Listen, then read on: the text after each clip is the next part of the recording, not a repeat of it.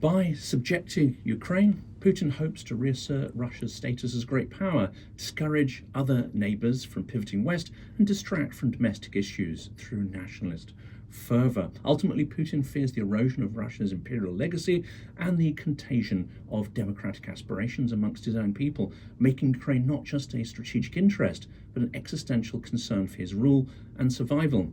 It's not about economic, territorial, or mineral concerns. So why would Putin stop until he has erased Ukraine as a sovereign entity and a bulwark of democratisation? Today, I'm absolutely delighted to be back in the Telegraph offices where Ukraine the Latest is recorded, and I'll be talking to Dominic Nicholls, Associate Editor for Defence at the Telegraph and co-host of the podcast Ukraine the Latest. Dominic served for 23 years in the British Army with operational deployments in Iraq, Afghanistan, the Balkans and Northern Ireland. Originally a cavalry officer in the Royal Scots Dragoon Guards, he later transferred to the Army Air Corps where he flew Gazelle helicopters. Dominic, welcome to the channel. Hi Jonathan, thanks for inviting me. Well, it's absolutely great to be hosted here once again, and we're going to jump into it. We don't have a huge amount of time and there's a lot of things I want to fire at you. You've been observing, the minerals deal, the so-called negotiations, this kind of process going on. At this point, the US does not seem to be necessarily fully behind Ukraine, to put it mildly, and many Ukrainians think that fighting may be the least worst option rather than capitulation to US demands. What's the impression you get? Yeah, I think that's it very strongly. There's no talk amongst anyone I speak to or hear from to suggest that Ukraine is anywhere near capitulation or saying it's time to go into negotiations with a weak hand. They do not have a weak hand. I think this idea of the front line being frozen is gaining ground. It's sort of, I think a lot of people are saying, well, we kind of recognise that. We have recognised that for quite some time. The line has barely moved in 2 years. So they accept that it's very, very difficult to take back territory. President Zelensky referenced this, or made reference to this a few months ago, basically saying it's for our children and our grandchildren, or it probably will be. It will come to them to retake all the land eventually. So a chink of light, if you like, accepting that it's an extremely hard fight at the moment. The line is virtually moving a few meters a day. As I said, Ukraine has made up for its comparative lack of personnel by putting up what they call a drone wall. There's effectively, depending on the topography, anywhere between 3 kilometres and 10 kilometres of, as we would understand it, no man's land, where nothing can move without being seen. And now as we would call it, the sensor to shooter loop. So being able to see something and then have an effect on it, generally putting a munition down on it, is almost seamless. So very, very little can move without being seen. It has removed surprise from the battlefield. One of the 10 British Army principles of war, surprise.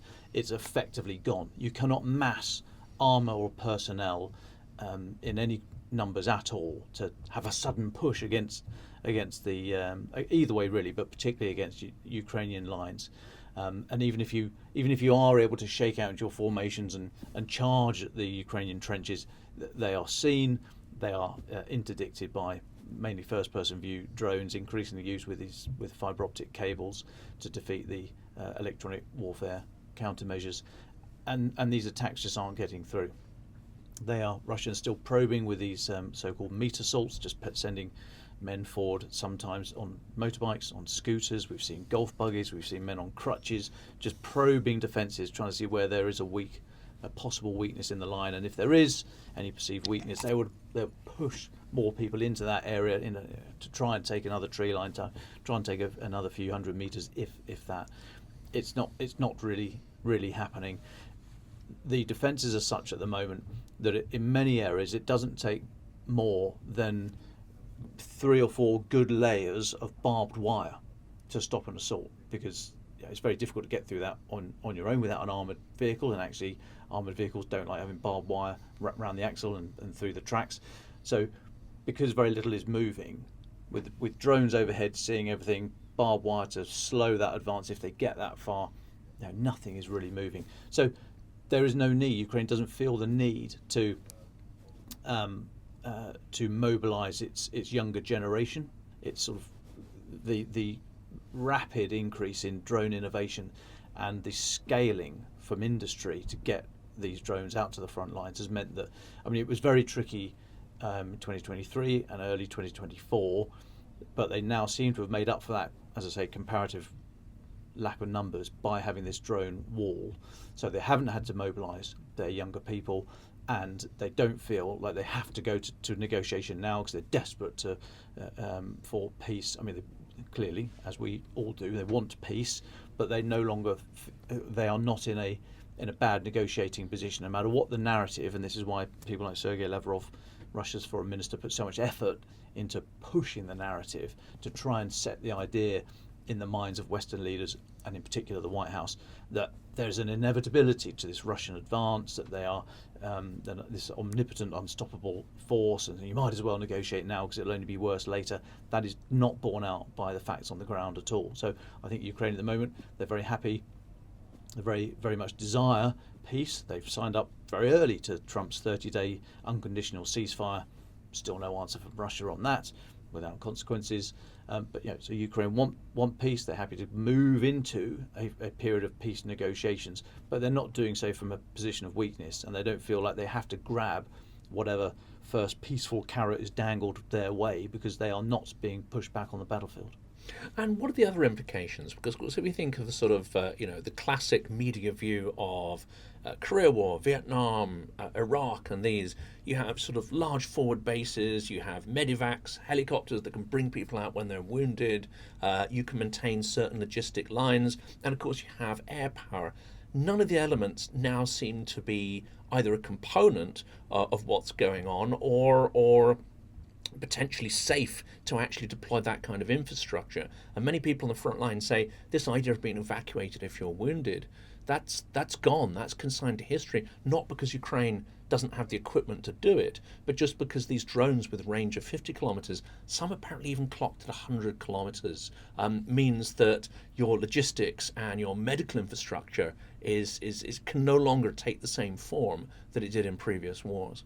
Well, we should be very careful about drawing too many lessons from what we see in Ukraine. What we see at the moment is almost totally static lines where there's virtually no vehicle movement, no armour left, and everything is seen. It is a transparent battlefield. Everything can be seen and reported on immediately, but that's largely because it's so static. Now, in a fluid manoeuvre warfare, if one side managed to break through, as we saw in kind of northeast of the country, remember that sort of Kharkiv, the mad dash in late 2022 when Ukraine pushed forward, 50-60 kilometres, and they chose to stop when they were outstripping their lines of supply and it was no longer safe for them to keep going forward. They chose when to stop, when the geography lent itself to them stopping, but Russia didn't make them stop. So manoeuvre was possible, but now it's extremely difficult. In a manoeuvre war, in operations that involve large movements of military forces, those logistic lines would be very different, because the fight that the drones would then be put to, or the people controlling the drones and all the systems, that's a very different fight to a very static, largely we know where the enemy positions are, we can observe it, etc., etc. So a very different fight. So we should be careful to say, right, we need to totally rewrite the doctrine for our logistic resupply and our medical evacuation chain, because it no longer works. It's no longer fit for the battlefield. No, wrong. That might not be fit. That might need adjustment for this fight, and this fight will happen again. Very static forces, drone wall, but that won't be the same for every war. Won't be the same for every phase of this war, I doubt. But yeah, at the moment it's extremely difficult to resupply just those daily combat supplies of food, water, ammunition, medical supplies, other equipment, sending batteries via radios, sending thermal cameras, sending body armour, sending clothing for the men and women at the front line, as well as that's before you get to the niceties of life, like a letter from home, or a razor to make yourself feel a bit hot better of a day, hot like shower, mobile bath and shower unit, all that kind of stuff. Very, very difficult. This idea, the last mile logistics, as the phrase goes, is always the toughest bit, because you're if you can do it with an armoured vehicle, that's you're lucky, quite frankly, and we've seen how vulnerable they are nowadays. But often it's done in soft-skinned vehicles, driving up to 1 bound or 2 bounds, as in depending on the ground, whatever is a sensible tactical move, which might be a few hundred metres or a couple of kilometres, but 1 bound behind the front line, where the logistic troops physically hand over all this stuff. So that's very, very difficult and dangerous. A lot of thought has been put into doing that by autonomous systems, drones, both in the air and on the ground, and at sea in the maritime environment. But of course, they are limited by how much they can carry. So airborne drones, I think I've seen them taking up to about 200 or 300 kilograms. That's quite a lot of food, water, and ammunition, if you want to. But that's not going to feed a whole battalion. Uncrewed ground vehicles, they're good as well. These things you see trundling along, but it's quite easy to hit them, and a bit of broken ground and a couple of trees and God knows what else, and suddenly they'll go nowhere. So no one's really cracked this last mile logistics yet. The answer is probably a mix of all of it at the moment, with autonomous systems coming in. But it's very, very difficult to do. Perversely, bizarrely, when the lines are static and you know where everybody is, you know exactly the routes to and from, that's when it's the hardest, because the enemy know it as well. And of course, future weapons, which we may or may not see in this conflict, things like AI-driven autonomous vehicles with much more intelligent targeting, electronic pulse weapons to take out drones, dragon fire. There are countermeasures that are surely being developed based on what's being seen. So at the moment, drones are potentially giving Ukraine a real advantage, but I'm guessing this could change dramatically with new developments. Well, and it is changing. We've seen it change. We've watched it change in real time. The fact that there are now so many fibre optic cable controlled drones is a response to the electronic warfare countermeasures that were bringing down the earlier versions that came from the sort of hobbyist sector, the remote control drones. If we need to do is snap that remote link, then the thing will fall out of the sky. You may remember in the very early days, so after the start of the full-scale invasion, Ukraine became good at interrupting the signal from Russian drones. And like anyone who's owned a hobby drone will tell you don't want to just fall out of the sky because you've lost your $500 or whatever. So a lot of them were told when they lose the signal to go back home, go back to where they know their base location is, so they can be fixed and have another battery or whatever's needed. Ukraine worked out very early after February 2022 that if you snap the link or introduce to the drone this idea that it's no longer in touch with its base station, it will just go home. And then all they did was follow it back and then bring in an artillery strike. So the countermeasure to that was to offset where your base location was, or to disable that function on the drones. But it still came down to electronic warfare is able to interfere with the signal controlling the airborne asset, and hence fibre optic cables have come in that spool out the back of the drone, literally lay wire across the ground, that you're not going to be able to jam that. You can cut it, and it can get it will tangle up in trees and ground and all the rest of it. But because it's coming out the back of the drone, it's not taut in any way, and it's going to snap. But you've seen increasingly a lot of the main logistic routes that have got sort of netting over them now for kilometres, and so it's very difficult to actually get inside those areas. So this is all it's measure, countermeasure, countermeasure. This is nothing new. It was the same as when look at the air domain from anti-air missiles, and then you'd have countermeasures on the jet or elsewhere to defeat those missiles. And this is just the way that military technology works. So that's not new.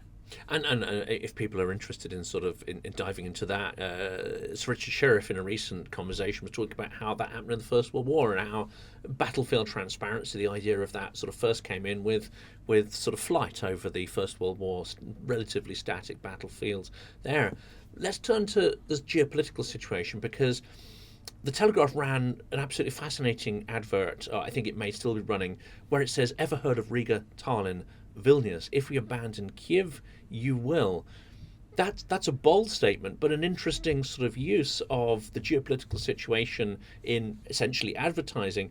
But do you think there's really something behind this? That this is trying to tackle head on are certain quarters of the media, politicians, even some analysts trying to pretend that we're still in a hybrid war with Russia, that actually this doesn't represent real aggression, and therefore we're not mobilizing sufficiently to the scale of threat that actually exists. Yeah, I mean, I know that advert in particular didn't go down brilliantly well with some people in the Baltic states, saying because the implication is that nobody knows where these capital cities are. It's like, well, we do. We live here, and loads of people know where they are. But that was sort of playing to the audience, saying if you know it's the whole kind of wanting people to be part of the gang or making them feel clever, but also other people, they would have heard of Kyiv undoubtedly, and these other places. It just piques your interest. But I mean, it's a legitimate concern. I mean, that is what NATO is for. That's why we have the enhanced forward presence mission, which NATO adopted after the 2014 invasion. That's what those battalions are doing on NATO's eastern flank. I don't know why they call it the eastern flank, because that's what we know what it's there for. That's the enemy. So why it's not called NATO's front line? Anyway, that's just a bugbear of mine. But yeah, I mean, never say never. There were so many people, so many experts who said Putin will never invade Ukraine. He'd be mad to do that. Now, actually, the second bit's been borne out, arguably. So people now are saying, well, of course, he'd never have a go at Estonia. There's a massive...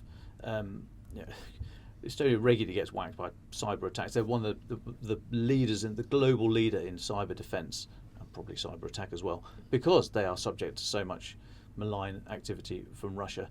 So you can never say, well, he would never actually do anything physically on the ground. Huge Russian-leaning population in east of Ukraine. Wouldn't take much to engineer a little bit of upset there, and then Russia needs to send over some special police, not military, no guns, just special police, just to look after their people. And then there's a sudden incident and a bit of an outrage, and it's like, oh, we need something a bit more than special police. Let's put in soldiers, okay, with guns, but just soft-skinned vehicles, no tanks or anything like that. You can see how these things will creep up, and every time NATO doesn't come up with a robust response, they'll just push a little bit further. So anybody that tells me there's no way Estonia, Latvia, Lithuania, Finland, anyone is going to be tested physically on the ground by Russia, I think you're mistaken. And actually, we are in a hybrid war already. There have been casualties. There was a nerve agent attack on the streets of Britain in 2018. A British woman, Dawn Sturgis, was killed by that, murdered. That was a Russian attack. Now, you don't immediately say, well, okay, Article 5, let's invade, off we go. But you have to have, and there was a very robust response to that, and that largely ejected from mainly Western capitals a huge number of Russian intelligence officers, such that we now see they're having to go to proxies. This case that's going through the British courts at the moment with these, or it's just gone through the courts, other nationalities, including Brits, who have been co-opted by people they don't know, probably aren't presenting themselves as Mr. V. Putin from Number 1 Red Square when they're employed to go and burn down or do some arson damage in East London. Number 1 Lubyanka. I wouldn't Exactly, put it past them to leave that on the invoice. Well, there's a degree of possibly, incompetence. Yeah. But in the last few months, we've seen a number of arson attacks in the aviation sector, so-called these incendiary devices, or not entirely sure what they are, that have gone off in DHL warehouses and other warehouses that we don't know what effect it would have had if these things had actually ignited on an aircraft in flight, but probably wouldn't have been a great result. So these things are happening now. So to say that we're not in a hybrid war, it's such a clunky phrase, but to not acknowledge that there is a physical confrontation, it's not just in the cyber domain anymore, but a physical confrontation with Russia now, is to be self-deluding. Yes, and there seems to be plenty of that there, and there seems to be a very managerial mindset where we won't do something till the very last minute. But of course, as I think it's Ben Hodges pointed this out, the longer you delay those strategic decisions, the more costly it becomes and less certain the outcome. But we seem to be in a phase where we're willing to kick the can down the road over and over and over, including, hanging on every word that Trump says, every apparent decision he makes, trying to look for some endorsement from the US, some alignment, some support, waiting to sort of announce any European presence in Ukraine, constantly changing the plan, waiting. That endorsement probably won't come ever. Are we waiting in vain while the world burns and while Ukrainians die for some kind of consensus with the US, which is a vain hope? Yeah, I think I'm kind of leaning towards that position. I mean, there are some siren voices out there. Kai Kallas, the EU's head of foreign affairs, Donald Tusk in Poland. I mean, a lot of people making the right noises now and again, but there's been no concerted effort. Europe still hasn't really stood up. This coalition of the willing, and I know it takes time to plan, and you don't want to rush into these things, but quick as a flash, not a lot has happened. And you're right. We look, and for good reason, we looked at Donald Trump. He is, whether you like it or not, the president of the United States of America, the most powerful, arguably powerful country in the world. So we have to look at these, look at the signals coming out from America. We should probably do wise not to listen to every statement that comes out of the White House, because it could be different in 20 minutes, 2 hours, in a week's time. But if you look at the pattern of behaviour, that gives you a fair, you can extrapolate from that and sort of see where it's likely to go. And all the signal has been, well, come on, Europe, what do you got? Now you could say, well, actually, if you want to be the leader of the free world, the United States, then you can't just absolve yourself of all responsibilities. If you want the dollar to be the global reserve currency, then you do have to step up and defend freedom and democracy where you can. But I do subscribe to this idea that yes, the United States could do more, but by God, Europe could do a whole lot more. And there just doesn't seem to be a galvanising influence at the moment, saying, right, here's a plan, or here's a broad direction of travel. Let's lean into this. That only really seems to be happening in the sanctions area. In terms of the military, there doesn't seem to be a huge amount going on at the moment from Europe. So, yeah, it is frustrating to watch this from the sidelines. I know these are big decisions, and I know it's real money. And if you put money into, as we have done in Britain, the government have decided not to put money into the overseas aid budget, or to reduce that budget and put it into defence. Hugely controversial. Very difficult to get that across to people who rely on this money. And there's all these arguments about, soft power. You're denying yourself the soft power effects of that. Yeah, but I mean, tough choices need to be made, but there seem to be too few people making any choices, let alone the tough ones. And isn't it perhaps worse in some ways? Because it seems from a recent story that the Trump administration has put pressure on Australia not to hand over the Abrams that it's decommissioning. There are suspicions that pressure has been put on European countries not to hand over more F-16s. There was the denial of intelligence data, which was then rescinded. There are multiple signals. It's not just that the US has absolved itself of responsibility in this area, but is actively interfering to prevent allies from stepping up and assisting Ukraine. That is exceedingly concerning, surely. Yeah, no, it's very concerning if that's what happens eventually. Now, most of these things have been overturned. The cutting off of intelligence was then overturned a few days later. The provision of military. Now, I do note since Donald Trump, since the inauguration, there's not been another presidential drawdown or any more approval through Congress to pledge military aid. They stepped away from the Ramstein process, the Ukraine Defence Contact Group, the 50+ nations coming together to what can they offer up. The US have stepped away from that. So these aren't good signals. But now, if you put that together with Donald Trump's version of the art of the deal, a lot of these are big stones that you bung into the pond, and then there's loads of ripples, and you sort out the ripples. This is the way he kind of does business. So, the US saying they're not going to supply F-16s. Well, they are now. I mean, yesterday there were reports that very old F-16 sort of airframes and parts are being sent. Now they can't fly those individual aircraft, but they can be used for spare parts. The M1 Abrams tanks that the US is supposedly stopping Australia from gifting. I don't know the exact ins and outs of that, but I know Australia's been a little bit funny over a few things. The NH-90 helicopters, for example, that instead of gifting them, they literally chopped them up, buried them in the desert. So, I don't know the full ins and outs of that bit, but I wouldn't be surprised if there's a change of heart. I mean, Australia goes to the polls this weekend, so who knows what the new premier will. They might take a different stance. Like in Germany, we could see a dramatic change, and we're waiting to see what Merz is doing there. The other curious one, of course, was where Zelensky said, we're willing to buy air defence systems. I think the figure was 15 billion. I'm not quite clear where that's coming from, and that may be part of the problem.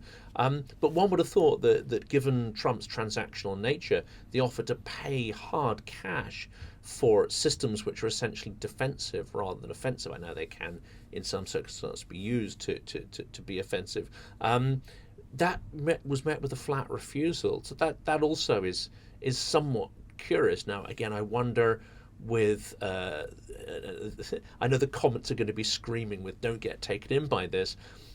Trump's rhetoric towards Putin seems to be hardening a little bit superficially. Many people in the comments watching the channel will say that is simply a ruse. That's just a way to sort of appease his domestic base. Don't be taken in by that. But the idea of refusing defensive systems, which literally would save Ukrainian lives, and it has to be said the number of Ukrainian civilian casualties under the Trump regime has spiked up significantly compared to the last few months of the Biden administration.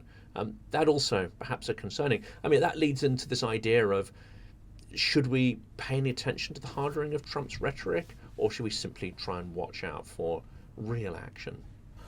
We've got to take his... I was told, it was explained to me by a senior European diplomat, to take Trump seriously, not literally. And so if we react to every single comment that he makes, we're all just going to get whiplash and exhausted and stomach ulcers and God knows what else. So we've just got to try and take the middle line between some of the more inflammatory statements.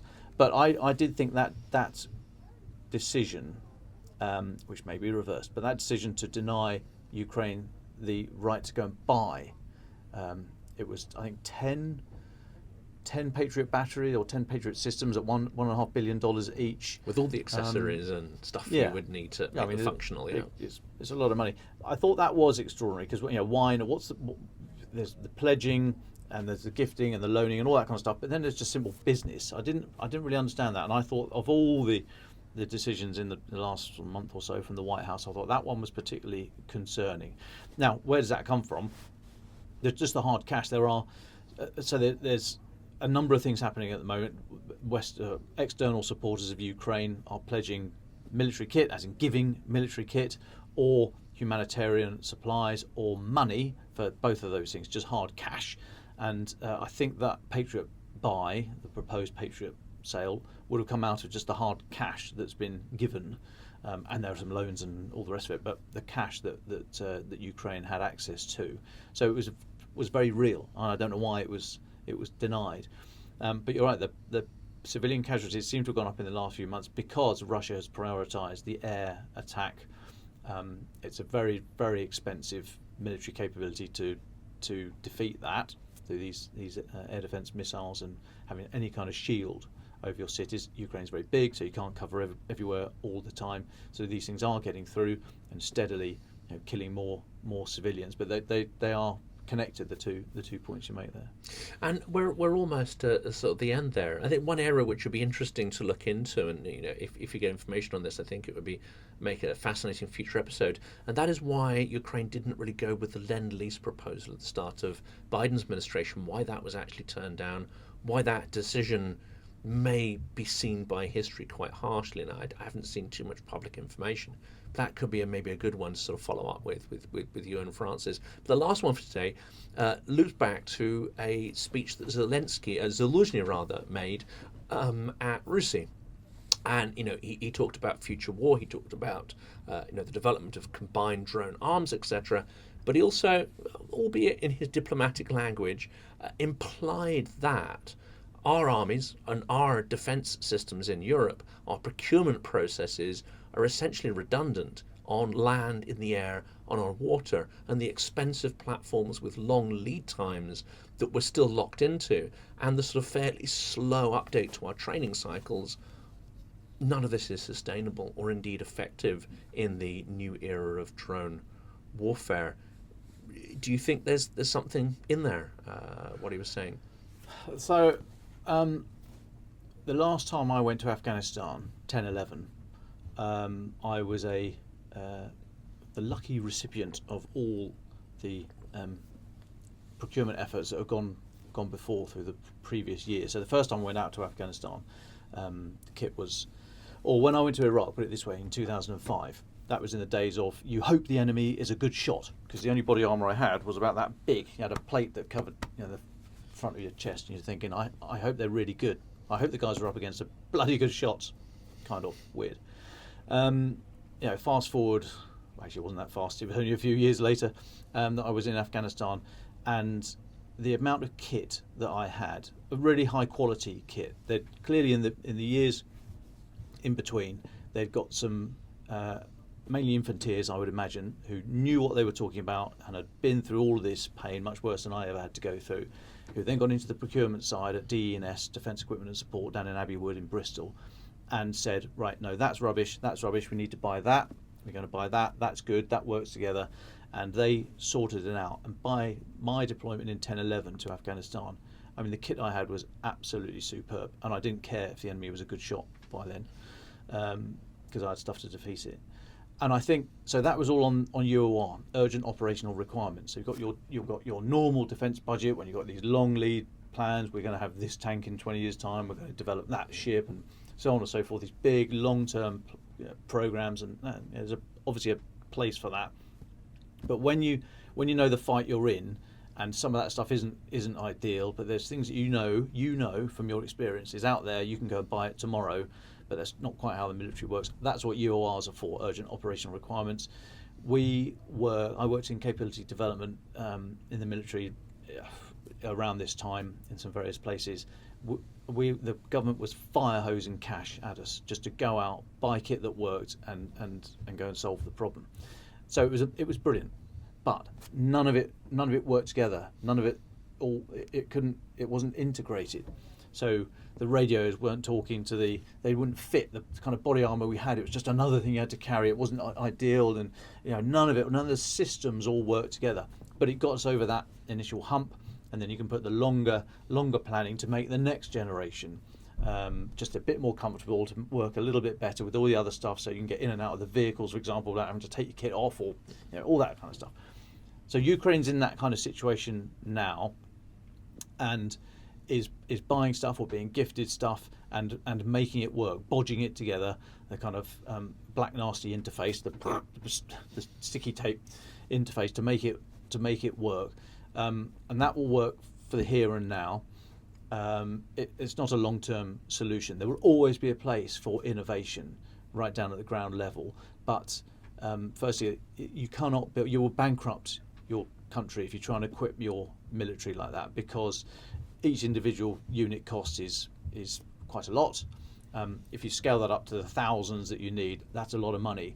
But if you plan ahead and say we're going to buy those thousands, but over the next 5 years the unit cost will come down, so it's more affordable, but of course it then takes time. So it's always this trade-off between just fire hosing cash now to get something so you can get through the next 3 months, the next 6 months, next year, solve that immediate tactical problem, vice we can't do that forever because we haven't got enough money. There is not enough money possible. So it's very, very tricky, but I think Ukraine at the moment is in that UOR phase, the urgent operational requirement, and so they are innovating at scale with money coming in, and that's great, but that's not going to solve the long-term problem. And you can't build a military on that. You couldn't start off by just saying, right, scrap all those long-term procurement processes because this is what we need. Because if you put your warship to sea, and every time you turn the air defence radar on, all the lights go out in the galley, then you've got a few problems. And drones, of course, are slightly different, aren't they? Because at the moment, and speaking to sort of drone charities that are building these and iterating them, particularly one in Lviv, you cannot have a long lead time, and actually you want to bring the unit cost down. The drones you're using in March the base frames may be the same as the ones in January, but actually a lot of the software, a lot of the integration, the programming, or indeed some of the tactics and deployment are completely different. They iterate and they move on at remarkable speed. So you simply cannot plan. Not only would you be wasting your money if you had a long lead time procurement process for these, you need to have a sort of constant iteration. And in a sense, you can't do that in peacetime. Surely you can only iterate these things by constant learning in the field. Is that something we're going to have a challenge with, or are we simply going to have to wait until we find ourselves in the field and that requirement is immediate? Well, necessity is the mother of invention. When you've got a problem, which is somebody stood in front of you punching you in the face, you haven't got time to work out a long time. You've just got to find something to stop punching me in the face. That's the inherent tension. For well over a decade now, we've been moving to software-defined systems, particularly in the comms and the EW arena, whereby the base, the physical architecture of what you've got could largely stay the same, a bit like my iPhone, but it updates itself, or I have to select an update every now and again, a bit more software to plug that gap, so on and so forth. That's the way ahead. If the Mark IV is much better than the Mark III, but it's a totally different design, you've got to chuck it out, and it doesn't fit your racks in the vehicle. You go, well, we need another rack for the vehicle, and then you can't get it through the door, so we need another vehicle. That's a problem. So if it's the same base item and it's updated by software, then that's got to be the way ahead. That's where innovation comes in. That's where this willingness to try and experiment, move fast, break things, do it better next time. But it takes a lot of military gumption to fail, to want to fail, to do stuff, to take risks so that you fail. Who's writing your report this year? For the reporting period, Second Lieutenant Nicholls has failed 5 times, but he's learnt a lot from each one, and he's going to be brilliant next year. It's like, well, that's a bit tricky.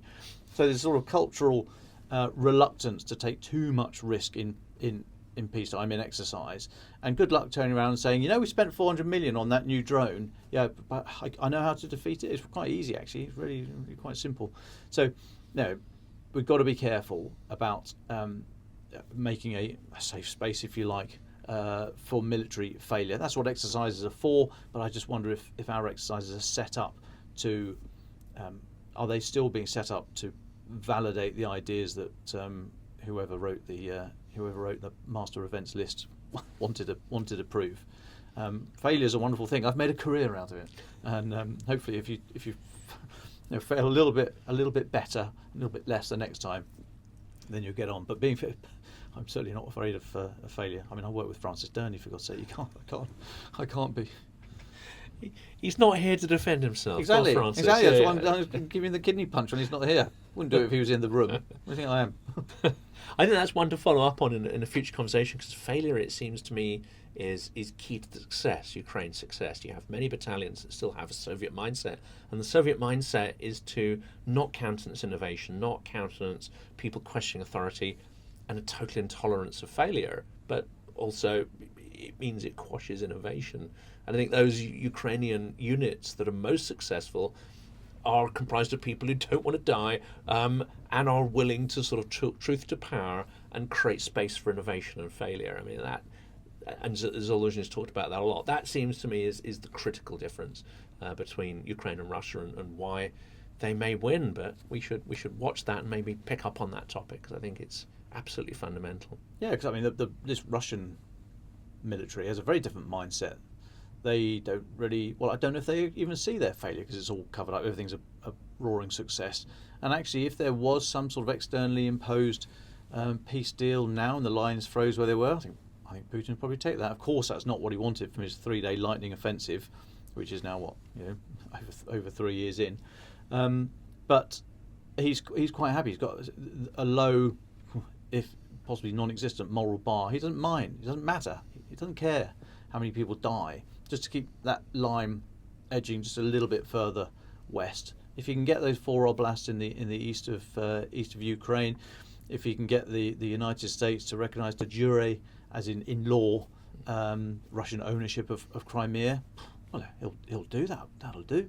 Come back in 10 years' time and have another go. So actually, he doesn't care about failure. He's just happy to. He's got the mass and the non-existent moral bar just to throw people at the problem. And he can spin it as a victory, and he's got the propaganda machine to impose that point of view, rewrite history essentially. As long as he doesn't rewrite our history, I think that's what we should be very mindful of. Dominic, I'm very aware of your precious time, and it's been an absolute privilege speaking to you and being here once again in the Telegraph offices to do that. Thank you so much for making time. I know the audience are going to appreciate it massively, and everything else you and Francis do on the podcast. Thanks, Jonathan. Pleasure. Anytime.